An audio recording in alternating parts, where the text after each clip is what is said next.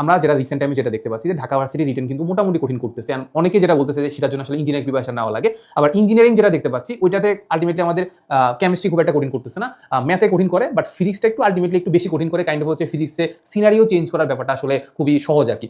So এখন ফিজিক্সের ক্ষেত্রে আমি যদি চিন্তা করি, তোমার যদি 13টা কোশ্চেন থাকে, 13টা কোশ্চেনের মধ্যে তুমি একটু ঘাটো যে বিগত বছরে কয়টা প্রশ্ন কঠিন আসছে।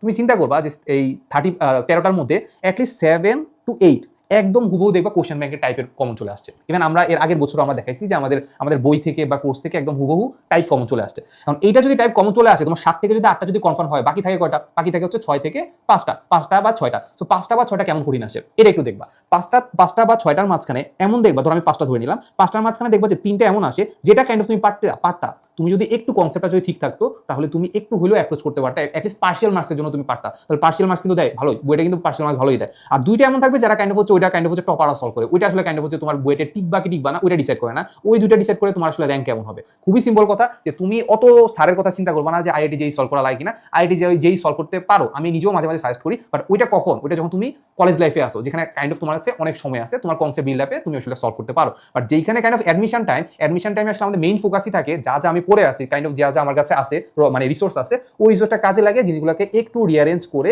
কাইন্ড অফ হচ্ছে আমি ওইটাকে একটা নির্দিষ্ট টাইমের মাঝখানে সলভ করা। ঠিক আছে, তো সেক্ষেত্রে আলটিমেটলি আমার কাছে মনে হয় না যে আইটি যে সলভ করা লাগে। আর তোমার যদি কোনো সন্দেহ থাকে, জাস্ট কিছু করবা না, জাস্ট কোশ্চেন ব্যাংকটা দেখবা। কোশ্চেন ব্যাংকটা দেখলেই বুঝতে পারবা আসলে তোমার কতটুকু লাগতেছে কিংবা কতটুকু লাগতেছে না। ঠিক আছে, সো এতটুকুই। সো একদম লাস্টে সামারি করি, আইটি যে কোশ্চেন সলভ করা উচিত কিন্তু সেটা কলেজ লাইফে, বাট এই যে অ্যাডমিশন টাইমে একদমই না।